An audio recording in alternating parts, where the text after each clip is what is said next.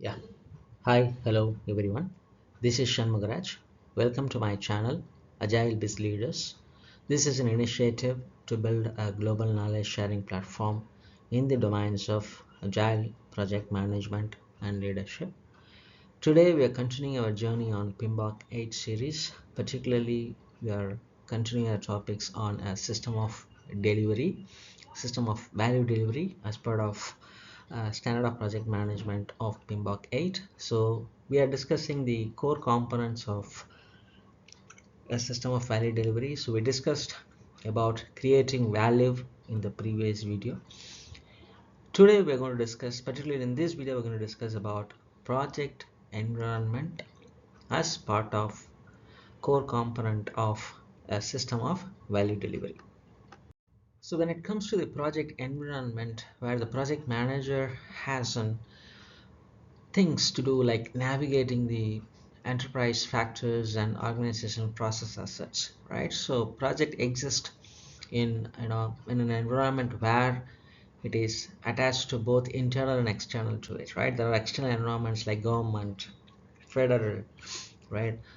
Governance mechanisms, right? There are many aspects of this. There are internal influences also there, right?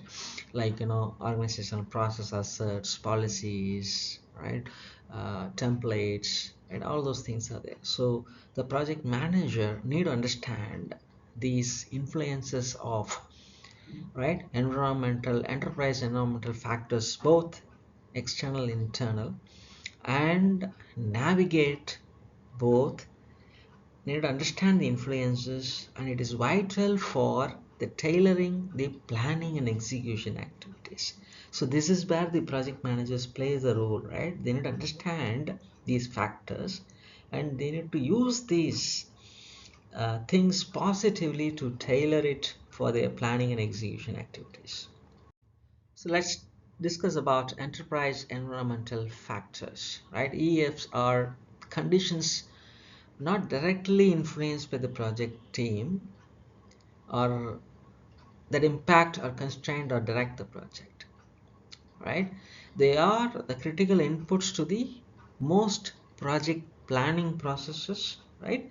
They can be both internal, right, within an organization, or external, the world at large, right? So these factors can enhance or constrain project options and significantly influence the degree of tailoring required for the processes.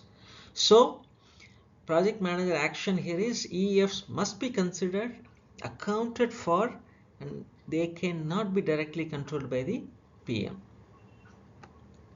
So now let us talk about internal EFs.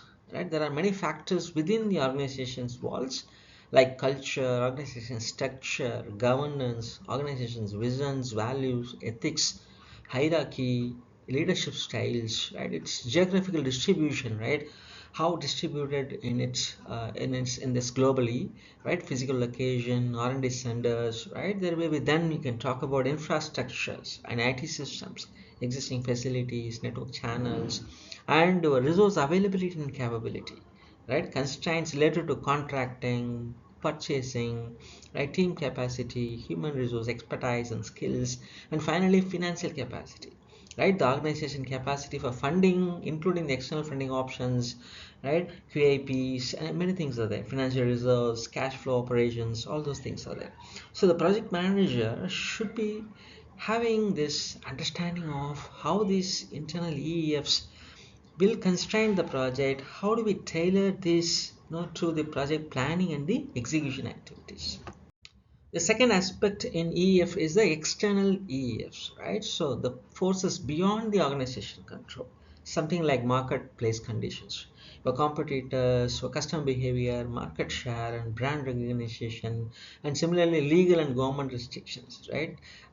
Something like GDPR, data protection, HIPAA, right? Those things are legal and government restrictions, and financial and physical consideration, right? Currency exchange rates, inflation and interest rate, taxes, geopolitical issues, even weather conditions, climate situations, and finally the standards and research, regulatory agency standards, industry studies, academic research, and of course the emerging technology, right? Advancements in AI, automation, a lot of things. So these are the several factors that might influence from externally to the project, right? So project manager should aware of all these things while tailoring his or her project planning and execution activities.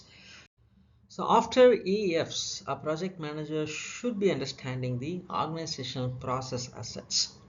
This is not internal EF. This is more, we call them as a OPAs, right? Organization process assets.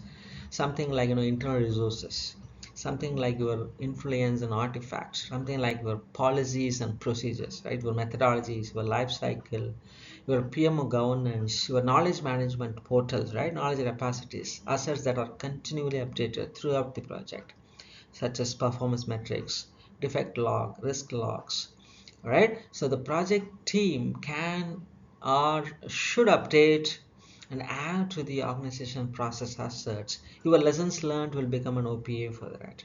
So you are continuously, every milestone you have to update and you have to share it to a knowledge management portal, right? So you need to understand, a project manager need to understand the organization process assets, and how do I leverage for the success of the project, for a better outcome of the project.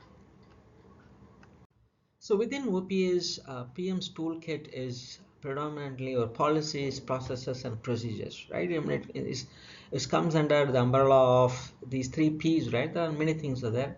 So we'll discuss about the critical things, your methodologies and life cycle, right? It can be your waterfall methodology, your other methodology, your hybrid methodologies, right? Your product life cycle, your estimation, way of tailoring guidelines and everything, and standardized artifacts, right? You take any project management plans, risk registers, right? Lessons learned formats. How do I handle the retrospective? What are the different tools I'll use it?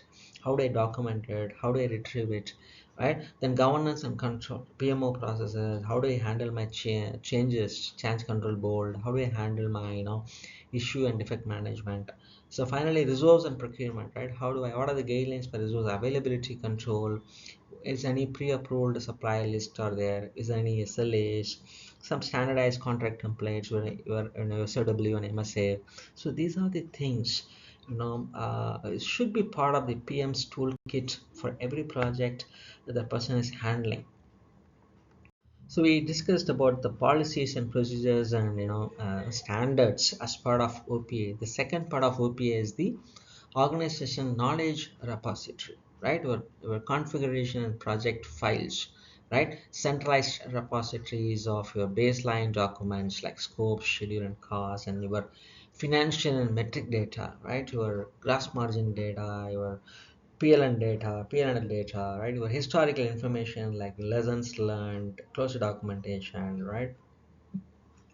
Your results on the your decision making processes, a data repositories containing the issue and defect status, resolution history, right? What are the different tools you use for defect management, right? Right, and then these repositories are continuously updated by the project team with the new data, ensuring the organization learns from every initiative, right? So the project manager role is very critical here, understanding the templates, the knowledge reports are available, how to retrieve it, how to update it, and what are the different things to be used, what are the templates to be avoided, what are templates to be included, and educating the team members how to update it regularly, right?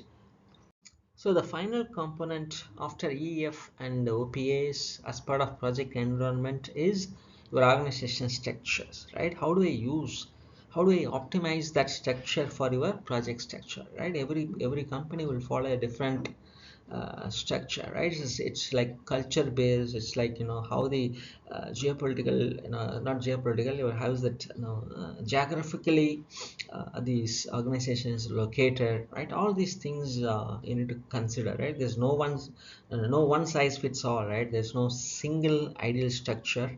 So the PM might or should understand how the chosen structure will influence the project authority and resource availability, right? You need to find the optimal structure, right? That is, it can be of size, geographical spread, strategical objectives, and project complexity, right? So every organization has its own culture, way of operating, because the way operate with the customers, they would have learned many things, they would have operated in a better way, the way you want to interact with the customer.